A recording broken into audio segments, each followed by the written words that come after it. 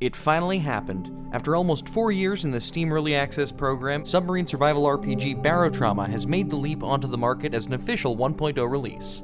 After extensively subjecting myself to the glorious torment of both single and multiplayer, I can comfortably say that I enjoy the direction Barotrauma has taken design-wise. To all you Submarine Agony enthusiasts, old and new, welcome back to Status Report, where we check up on games in progress and see how they've grown. And if you want to help the channel grow, you know the drill, so thank you. Barotrauma in 30 seconds! Fuck.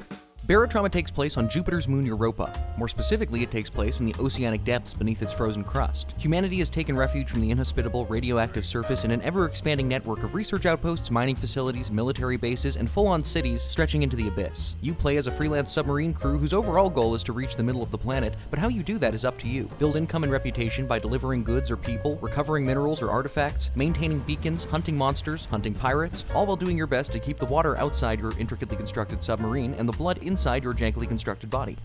One long-awaited feature we finally got in 1.0 was an expansion to content related to the 4 human factions. There are dedicated areas of cities and outposts where your crew may chat with, work for, or potentially join the 2 smaller factions, the Husk Cultists or the Clowns, and then you have the larger factions who control everything else, the Europa Coalition and the Jovian Separatists. Depending on your reputation with the faction in charge of the outpost you are currently docked at, items in shops cost a percentage less or more than their usual base price, and this has been the case for a while, but now there are also certain faction-specific items like outfits, weapons, and specialist crew members which are locked behind higher reputation requirements, so you have more incentive to pump those numbers up. You can choose sides in the planet-wide conflict by delivering arms or soldiers, or even engaging in a bit of freelance piracy. However, if you don't take too many missions directly related to the war effort, it is possible to comfortably maintain a positive rating with both sides. You start campaigns with relatively neutral stats, but slightly more respected by the Coalition in all of your playthroughs, but in the future it might be interesting to see alternative starts made available, for example beginning heavily favored by the Separatists and reviled by the Coalition, with the core focus of your missions being Separatist supremacy, or starting with a ship and crew centered around the Husk or Clown storylines. And what's the deal with these Husk cultists? Are they Husks? Are they cultists? Make up your mind already! Pardon me? Oh, wow! Reputation does tie into progression in some ways, since both major factions control one reputation-gated path to the next biome, but there's also the option to bribe your way through that path for an obtainable but slightly unreasonable fee. So it really is your call to make, even if you regret it later. Because that's sort of the point of this game, perseverance in the face of regret. You are an individual, but ultimately your goal is to enable your crew as a unit to conduct the submarine to the end of the level. You have the option to reset a level at any time, so if someone dies, it's on you to measure that death against the work you've put into your mission up until that point. But losing a crewmate is more than just losing a body, especially in single player where dead crew don't have the option to respawn. Depending on how long they've been on board, their death could mean the loss of a whole bunch of both passive and active bonuses in their class skill trees. Most of the ability changes dropped in the pre-1.0 update, except for the 3rd captain skill tree, which was tied directly to the reputation and faction changes, which didn't appear until the official release.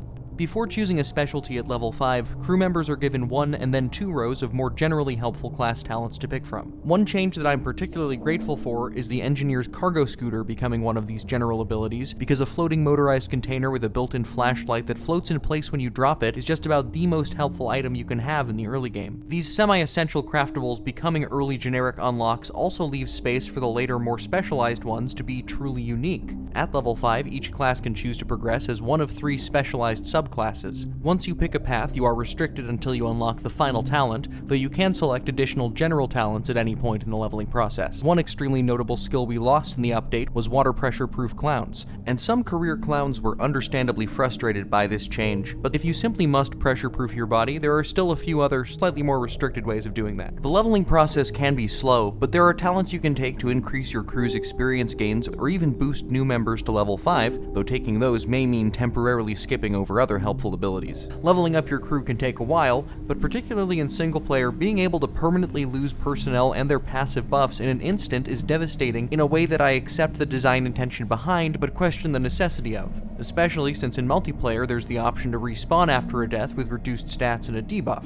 So I would not complain about, say, being able to pay to recover deceased single-player crew members by returning to a friendly outpost. Or if you want to keep some deaths permanent, you could allow players to pay for insurance on individual crew members, which would increase in price as they grew in level. This would make the most crushing losses something you could plan around without entirely trivializing death. But speaking of trivial deaths, let's talk about the AI of your crewmates. The AI has gotten substantially better by the standard of me, a person who started playing in 2019, because my quality graph starts down here, then gets better, then gets worse, then gets better again, but all of this is operating above the level I started at. With that being said, it feels like the AI experienced a bit of a downward trend in competence as the number of things they were technically capable of went up. In my launch day single-player campaign, I found myself needing to babysit my crew substantially more than I did in a full playthrough back in 2021. Fortunately, the 1.1 patch and the more recent summer update took an aggressive stance on handling the AI's intellectual relapse and did a lot to right the most disruptive and egregious wrongs in a timely manner. As for the non-crew AI, they get the job done. They will attempt to shoot you, stab you, bump you, burn you, bite you, or drag you with just enough variety to keep things interesting. Whatever issues I've had with the AI, it doesn't stop me from getting well beyond my money's worth in enjoyment out of this game. But at its heart, Barotrauma is at its finest with a crew of 5 to 8 friendly, cooperative people who each have a role to fill and the attention span to fill it. This doesn't happen often outside of private servers, but when it does, there is nothing quite like it. If you do open yourself up to the public lobby grind, clearly state your server rules in your description and always be ready to use your command console to identify griefers in action and ban them. But also remember that there's a sweet spot for disruptive behavior. Point is, cooperation is wonderful, but a little bit of good-natured antagonism adds zest. If you want to come through here, this is my kingdom as far as the eye can see, and this is our engineer Sam, or as I like to call him, BAM! Yup, you do call me that. BAM! Captain. Bam! Bam! Like a gun! Bam! Bam! It's very... Get on the ground!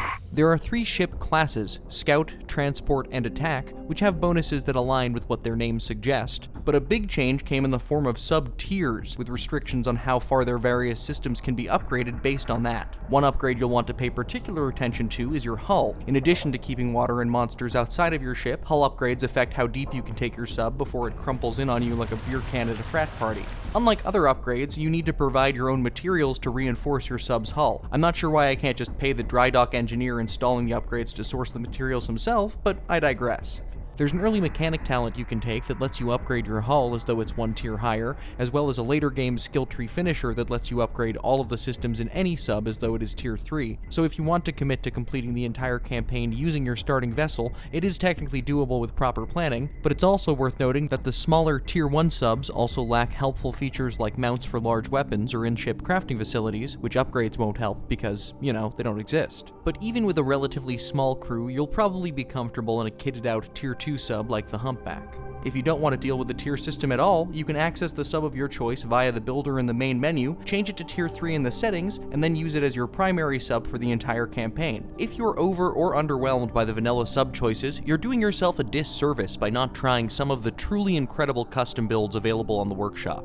Not all of them are balanced, some of them are super strong, but with a discerning eye and a little research, there are options to support just about any playstyle or challenge. One thing to keep in mind, the fancier the layout, the more chances there are that your AI crew may be confused. For beginners, I would recommend picking out a well-balanced version of a lower-level ship with additional turrets and crafting capabilities, or just tweaking one yourself before you start. There's nothing wrong with giving yourself the ability to engage with, enjoy, and explore the breadth of Barotrauma's gameplay on your own terms. There are some games I'd say you should go into blind, others that are great with a ton of research, but Barotrauma is at its best when you start out knowing some things but not other things.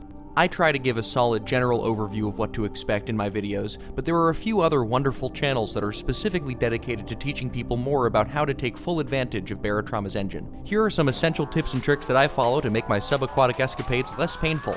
Don't craft a bunch of stuff at the beginning of a mission, do it before you finish. This isn't always an option, but if you're mass producing a stockpile of items, you should do it at a time you can guarantee your progress can be saved. You can tell your AI crew to stay away from specific items, doors, cabinets, whatever you need, using Shift plus the middle mouse button. Emergency meth is a real thing, and it will save your life. If someone is drowning and you can't get them out of the water in time, you can perform CPR on them while under the water as long as you get them into a suit with an oxygen tank in it. They added all new loading screen art for the 1.0 update, and that's not really a tip or trick, but I figured I should acknowledge it somewhere. Ledges are your friend.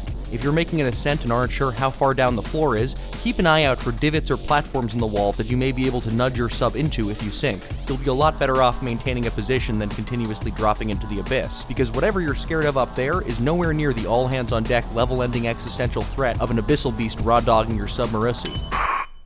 Oh, we don't have a cutaway for that one? Yeah, it's probably for the best. There is something at the end of the campaign. I'm not going to say anything else about it or show it, but something unique exists for you to experience, which wasn't always the case, and it is extremely on brand. And that means something. Barotrauma has a beginning, middle, and end, and it may take some serious trial and error to experience everything on offer, but it is there to be experienced, which means that calling this Barotrauma 1.0 is a fair assessment, though there was and is still refining to be done. Besides, based on the long-term plans section of their Trello, and on the most recent update, which added these incredibly helpful wire-finding goggles for electricians, improved the way line of sight works, and further tweaked AI, Fake Fish Games are not going to leave us floating face down in the proverbial pool, and so this probably won't be our last Barotrauma status report either. Now this is the part where I once again ask you to engage with the video, though if you've watched this far, you've probably already engaged with the video, and you rock, because that helps us grow. But until next time, I'm Jamie. People say I am the best boss. They say, you are hilarious, and you get the best out of us. I'm sure that's fine. It's fine. Thanks for watching Standard Gaming.